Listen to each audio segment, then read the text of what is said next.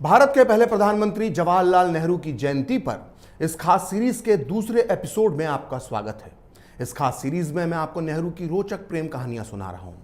पिछले एपिसोड में मैंने आपको पद्मजा नायडू के साथ नेहरू के संबंधों के बारे में बताया था। आज मैं आपको लेडी एडविना माउंटबेटन और नेहरू के रिश्तों के बारे में बताऊंगा। वैसे तो नेहरू और लेडी माउंटबेटन की लव स्टोरी के बारे में बहुत कुछ लिखा गया है, लेकिन आज मैं एक ऐसा राज खोलूंगा जो बहुत कम लोग जानते हैं। कई लोग ये कह सकते हैं कि नेहरू अपनी पर्सनल लाइफ में क्या करते थे, इससे किसी को क्या लेना देना होना चाहिए। लेकिन यहाँ इस बात पर ध्यान देना चाहिए कि अगर देश का प्रधानमंत्री अपनी पर्सनल लाइफ में कुछ ऐसा करे जिससे देश की सुरक्षा संकट में पड़ जाए, तो फिर ये पर्सनल लाइफ का मैटर नहीं रह जाता है। अगर देश का प्रधानमंत्री अपने पर्सनल लाइफ की वजह से देश के सीक्रेट किसी को बता देता है, तो फिर उसकी पर्सनल लाइफ के बारे में जरूर सवाल उठाया जाएगा। और नेहरू और एडविना के मामले में भी यही हुआ था। पीएम नेहरू ने ईश्वर और संविधान को साक्षी मानकर पद और गोपनीयता की शपथ ली थी, लेकिन इसके बाद भी वो लेडी माउंटबेटन को भारत और चीन के रिश्तों से जुड़ी कई सीक्रेट बातें बता दिया करते थे। नेहरू के चमचे, गुलाम और भक्त मुझसे नाराज हों, उसके पहले मैं ये साफ कर देना चाहता हूं कि ये बात मैं अपने मन से नहीं बोल रहा। ये महान विचार व्यक्त किए हैं गांधी नेहरू परिवार के बेहद करीबी माने जाने वाले कांग्रेस के वरिष्ठ नेता पूर्व विदेश मंत्री नटवर सिंह ने। नटवर सिंह ने अपनी मशहूर किताब one life is not enough में ये सनसनीखेज खुलासा किया है। इस किताब का हिंदी अनुवाद एक ही जिंदगी काफ़ी नहीं, इस वक्त मेरे हाथ में है। इस किताब में नटवर सिंह ने लिखा है कि नेहरू ने 1954 में अपनी महत्वपूर्ण चीन यात्रा के राज चीन से लौटते ही लेडी माउंटबेटन को बता दिए थे। इस किताब के पेज नंबर 100 पर नटवर सिंह लिखते हैं कि चीन से लौटने के बाद पंडित नेहरू कलकत्ता में ठहरे। उन्होंने यहाँ से पहला खत एडविना माउंटबेटन को लिखा और उनके साथ अपने चीन के अनुभव बांटे।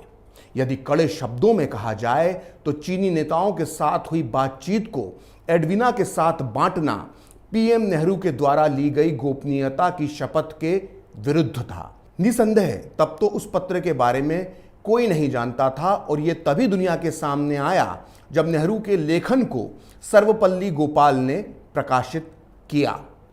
तो सुना आपने, भारत के पूर्व विदेश मंत्री नटवर सिंह कह रहे हैं कि नेहरू ने चीनी नेताओं के साथ हुई अपनी मुलाकात के राज लेडी माउंटबेटन को बताकर इस देश के साथ ली गई गोपनीयता की शपथ को तोड़ा था। दरअसल 2 नवंबर 1954 को जो पत्र नेहरू ने लेडी माउंटबेटन को लिखा था, उसमें उन्होंने चीन को लेकर अपनी पूरी सोच को सामने रख दिया था। इस लंबे पत्र में उन्होंने अपनी चीन यात्रा का पूरा वर्णन लेडी माउंटबेटन से किया है। वो कहाँ गए, किससे मिले, उन्हें क्या अच्छा लगा और उन्हें क्या बुरा लगा, सब कुछ उन्होंने इस लेटर में लेडी माउंटबेटन को लिख दिया था। यहां तक कि नेहरू ने इस पत्र में चीनी नेताओं से हुई मुलाकात का जिक्र करते हुए उनके बारे में अपनी सोच का इजहार भी लेडी माउंटबेटन के सामने कर दिया था। नेहरू अगर अपने किसी गैर राजनीतिक मित्र के साथ चीन के नेताओं के बारे में सीक्रेट इंफॉर्मेशन शेयर करते तब भी ठीक था, लेकिन लेडी माउंटबेटन गैर राजनीतिक नहीं थी। वो भारत के आखिरी वायसराय लॉर्ड माउंटबेटन की पत्नी थी, और इन दोनों पति पत्नी ने भारत के बंटवारे में बहुत बड़ी भूमिका निभाई थी। लेडी माउंटबेटन कितनी चालाक थी, इसका जिक्र जाने माने लेखक डोमिनिक लापियर और लैरी कॉलिंस ने अपनी मशहूर किताब फ्रीडम एट मिडनाइट में किया है, जिसका हिंदी अनुवाद आज़ादी आधी रात को इस वक्त मेरे हाथ में है। इस किताब में लिखा गया है कि लॉर्ड माउंटबेटन भारतीय नेताओं के साथ बातचीत में अपनी पत्नी एडविना की मदद लेते थे। कई बार ऐसी बात जो वो खुद नेहरू से नहीं कह सकते थे, उस बात को नेहरू तक पहुंचाने के लिए वो कई बार एडविना का सहारा लेते थे। इतना ही नहीं, एडविना माउंटबेटन के बारे में सबसे खतरनाक बात यह थी कि वो कट्टर वामपंथी विचारों की समर्थक थी। ब्रिटेन में कई बार उन पर प्रतिबंधित कम्युनिस्ट पार्टी से जुड़े होने के आरोप लग चुके थे। मशहूर ब्रिटिश लेखक रिचर्ड हॉक की किताब Edwina the countess Mountbatten of Burma में उन पर कट्टर सोवियत समर्थक होने का आरोप लगाया है। इतना ही नहीं, कुछ साल पहले यह भी दावा किया गया कि लेडी माउंटबेटन सोवियत संघ की खुफिया एजेंसी केजीबी के लिए जासूसी का काम करती थीं। लेडी माउंटबेटन के बारे में अमेरिकी खुफिया एजेंसी CIA ने 5 मई 1951 को एक टॉप सीक्रेट फाइल तैयार की थी। इस फाइल को पूरे 50 साल तक गुप्त रखने के बाद इसे 2001 में रिलीज किया गया। ये फाइल CIA की आधिकारिक वेबसाइट पर उपलब्ध है और इसे कोई भी आसानी से अब देख सकता है। इस फाइल में 8वें नंबर की रिपोर्ट का टॉपिक है कि भारत के प्रधानमंत्री नेहरू अमेरिकी विरोधियों के प्रभाव में हैं। इस रिपोर्ट में लिखा गया है कि भारत में अमेरिका के राजदूत हेंडरसन ने जानकारी दी है कि नेहरू पिछले कुछ दिनों से लेडी माउंटबेटन और VK मेनन के प्रभाव में हैं। भारत के जिम्मेदार अधिकारियों ने राजदूत हेंडरसन को बताया है कि मेनन ने नेहरू को कहा है कि वो अमेरिका की किसी भी तरह की मदद ना लें, और साथ में ये चर्चा भी आम है कि नेहरू पर लेडी माउंटबेटन के अमेरिकी विरोधी का प्रभाव है। एक प्रभावशाली भारतीय जिसने हाल में ही जवाहरलाल नेहरू, लेडी माउंटबेटन और VK मेनन के साथ डिनर किया है, उसने राजदूत हेंडरसन को बताया है कि ये तीनों डिनर के दौरान भी अमेरिकी विरोधी बातें ही करते हैं। अमेरिकी खुफिया एजेंसी का अंदाजा काफी हद तक सही था। नेहरू की सोच पर लेडी माउंटबेटन का जबरदस्त प्रभाव था। अब नेहरू के चेले चपाटे ये कह सकते हैं कि आखिर हम एक विदेशी खुफिया एजेंसी पर भरोसा क्यों करें। इसलिए इस बारे में अब मैं आपको नेहरू के सबसे करीबी दोस्त और भारत के पहले शिक्षा मंत्री मौलाना अबुल कलाम आज़ाद का हवाला देना चाहूँगा। मौलाना आज़ाद नेहरू और एडविना के रिश्तों के बारे में क्या सोचते थे, इसका जिक्र उन्होंने अपनी मशहूर किताब इंडिया विंस फ्रीडम में किया है, जिसका हिंदी अनुवाद आज़ादी की कहानी इस वक्त मेरे हाथ में है। इस किताब के पेज नंबर 177 पर वो अपने परम प्रिय मित्र जवाहरलाल नेहरू के बारे में लिखते हैं, मैं हमेशा सोचता हूं कि लॉर्ड माउंटबेटन ने जवाहरलाल को कैसे जीत लिया। जवाहर सिद्धांतों वाले व्यक्ति हैं, लेकिन वो जोशीले भी हैं और जल्द लोगों के निजी प्रभाव में आ जाते हैं। मुझे लगता है कि जवाहर के अंदर जो परिवर्तन आया है उसके लिए लेडी माउंटबेटन जिम्मेदार हैं, जिनके व्यक्तित्व ने जवाहर को प्रभावित किया है। वो अधिक चतुर तो नहीं हैं, लेकिन उनका व्यवहार बहुत ही आकर्षक और मित्रतापूर्ण है। वो अपने पति माउंटबेटन की हमेशा तारीफ करती थी और उनके विचारों को उन लोगों को समझाती थी जो पहले उनके पति से सहमत नहीं होते थे। यानी इशारों ही इशारों में मौलाना आज़ाद ने 2 बड़ी बातें कही। पहली ये कि लेडी माउंटबेटन एक घाघ और राजनीतिक महिला थी, और दूसरी ये कि नेहरू लेडी माउंटबेटन के जबरदस्त प्रभाव में थे। नेहरू की ये करीबी दोस्त कम्युनिस्टों की कितनी बड़ी समर्थक थी, इसकी एक और मिसाल मिलती है इनके पत्रों से। दरअसल आज़ादी के बाद सरदार पटेल ने सरकार के खिलाफ हथियारबंद विद्रोह करने के आरोप में कम्युनिस्ट पार्टी पर प्रतिबंध लगा दिया था और हजारों वामपंथियों को गिरफ्तार कर लिया गया था।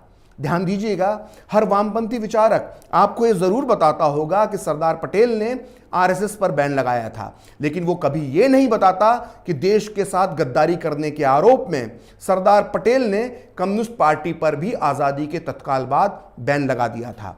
खैर, 1949 में देश के इन गद्दार कम्युनिस्टों को रिहा करने के लिए लेडी माउंटबेटन ने नेहरू को अपना त्रिया चरित्र दिखाया और उन्हें गुस्से से भरा एक पत्र लिखा।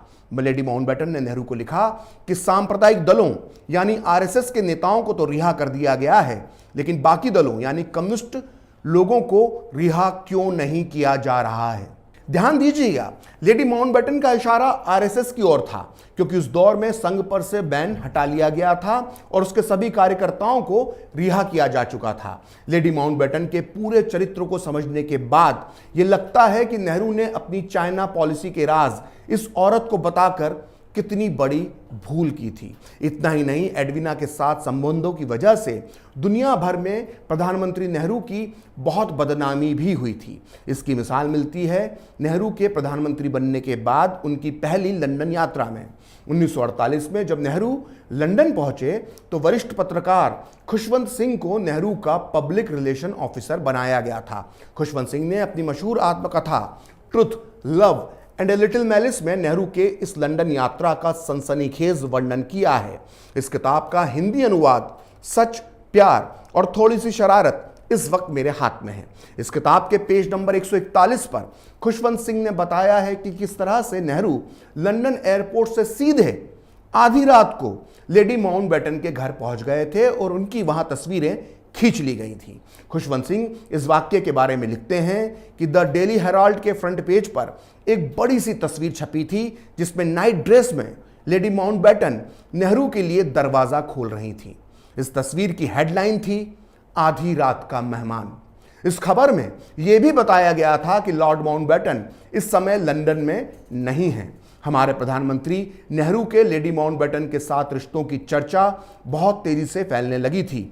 द डेली हेराल्ड का फोटोग्राफर इसी मौके की ताक में था और वो दोनों को अशोभनीय स्थिति में तो नहीं, लेकिन कम से कम उसकी तैयारी करते हुए तो उसने पकड़ ही लिया था। उसे स्कूप मिल गया था। जब मैं वीके मेनन, जो लंदन में उस समय भारत के हाई कमिश्नर थे, उनके पास पहुंचा तो उन्होंने मुझे डांटकर बोला कि प्रधानमंत्री नेहरू तुमसे बहुत नाराज हैं।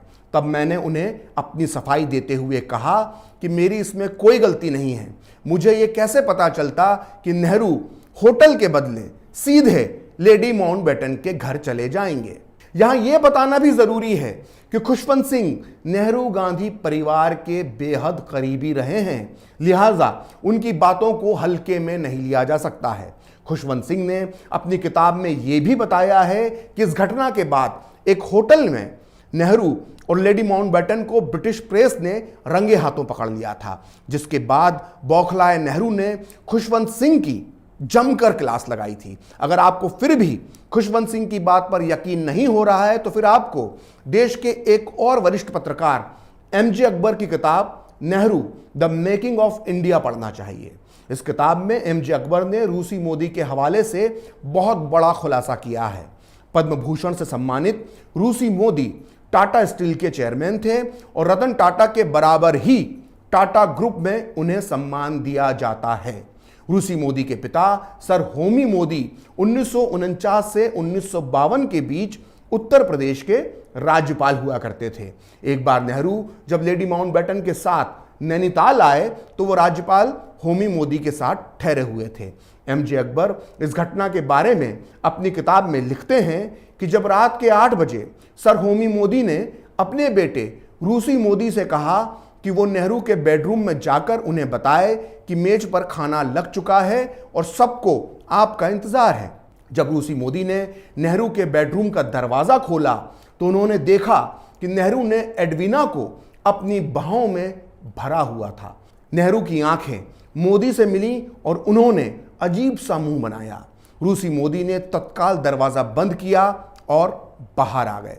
खुशवंत सिंह और एमजे अकबर की तरह ही देश के एक और बड़े पत्रकार कुलदीप नैयर ने भी यह दावा किया है कि एयर इंडिया के विमानों से विशेष तौर पर नेहरू एडवीना के लिए खत भेजते थे। यहां तक कि 1960 में जब एडवीना माउंटबेटन की मौत हो गई तो नेहरू ने भारतीय नौसेना का जहाज खास तौर से फूल लेकर श्रद्धांजलि के लिए भेजा था। खैर, नेहरू की ये लव स्टोरी यहीं खत्म नहीं होती है।